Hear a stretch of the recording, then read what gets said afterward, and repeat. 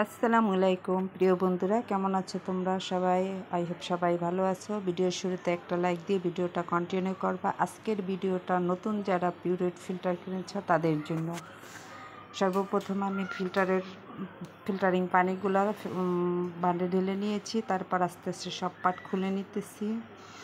এই তো এটা খুলতে একটু শক্ত করে ধরে নিয়ে খুলতে হবে, নাহলে ভেঙে যাবে। এটা পরিষ্কার করাবো এবং নতুন কিট লাগাবো আজকে আমি। তো এটা খুবই হার্ড, আর এটা শক্ত করে না লাগাইলে তাহলে পানি বের হয়ে আসবে। একে একে সবগুলো পাট খুলে নিলাম। এই যে কালো একটা পাথর দেখছো, এটা এই জায়গার একটা নাট দিয়ে আটকানো থাকে।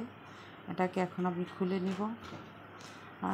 পাথরগুলো নষ্ট হয় না, কিটটাই নষ্ট হয়, তারপরেও সবগুলা পাল্টায় নিতে হয়।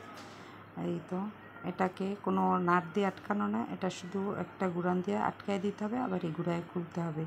এই আর এই যে দেখো কিট, মূলত এটাই হলো সবচেয়ে ইম্পর্টেন্ট। এই কিটটা খুব শক্ত করে লাগানো থাকে, খুব জোর দিয়ে শক্ত করে ধরে খুলতে হবে।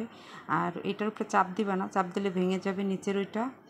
তো লাল হয়ে গেছে। এখন এই যে আমার এটা সবচেয়ে বড় কিটটা নিয়েছি, আমি সবসময় এটাই নিই। এটা নিলে আমাদের 4 জনের ঘরে 3 মাস 3.5 মাস যায়। এটার ভিতরে নির্দেশনা সব দেওয়া আছে। এই দেখো কিটটা একদম পুরো সাদা থাকে, আস্তে আস্তে লাল হয়ে যায়।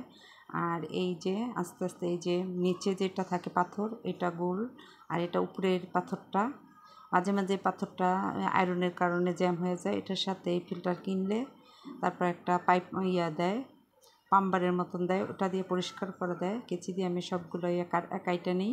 আর এটা ধুয়ে নিবা, নাহলে পানিটা কালো কালার বের হবে। আর পানির মধ্যে ভিজায়ও রাখতে পারো, তাহলে পানিটা ভিতরে ঢুকে কালো কালারটা বের হয়ে যাবে। আস্তে আস্তে আমি সবগুলো ধুয়ে নিছি, ধুয়ে পরিষ্কার করে নিছি। আর এই কালোইটাও ধুয়ে একটু ভিজায় রাখছি, ভিজায় তারপর ধুয়ে নিছি। এখন এগুলো এক এক করে লাগাই নিব। আর ভিতরের ওইটা ভালো করে টাইট করে লাগাই নিতে হবে। এই তো সবগুলো লাগাই নিতেছি। নিয়ে এই যে এটা দিয়ে তারপরে এই যে জয়েন্টে ঠিকঠাক মতো লাগাতে হবে। আর না হলে কিন্তু একদার বেশি লাগবে, একদার কম লাগবে, তখন পানিটা বের হয়ে যাবে। এটা লাগানো একটু টাফ, একটু ঠিক করে লাগাইতে হবে। সাইডের দিকে ঠিক এতটুকু পরিমাণ ফাঁকা থাকতে হবে। এখন একে একে আমি সবগুলা পাট লাগাই নিব। এই তো এখন আবার শক্ত করে এটা লাগাই নেব। দুইটাই যে আংটার মতন আছে, এই 2 জায়গায় আটকায় যাবে, আটকায় দিলাম। এখন এই যে কিটটা লাগাইছি খুব শক্ত করে, ধাক্কা দিয়ে লাগাই দিতে হবে। তারপর উপরের এই ঢাকনাটা লাগাই দিতেছি, এই জায়গায় একটু চাপ দিয়ে তারপর ভিতরে এটা ঢুকাই দিতে হবে।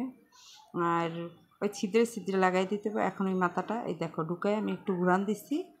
এই তো বাম সামনের দিকে ঘুরান দিলে আটকায় যায়, পিছের দিকে ঘুরান দিলে খুলে যায়। এই তো এখন আর পানি ঢেলে দিব। এখন যে 2 পাতিল পানি দিব, এই 2 পাতিল পানি আবার ফেলে দিতে হবে, না হলে একটা গন্ধ আসবে। এখন এই পর্যন্ত হয়েছে, পুরো পানিটা আমি ফেলে দিব, ফেলে দিয়ে নতুন করে আবার পানি দিয়ে দিব, তাহলে আর গন্ধ আসবে না।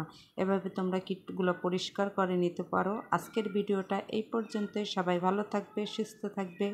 আল্লাহ হাফেজ।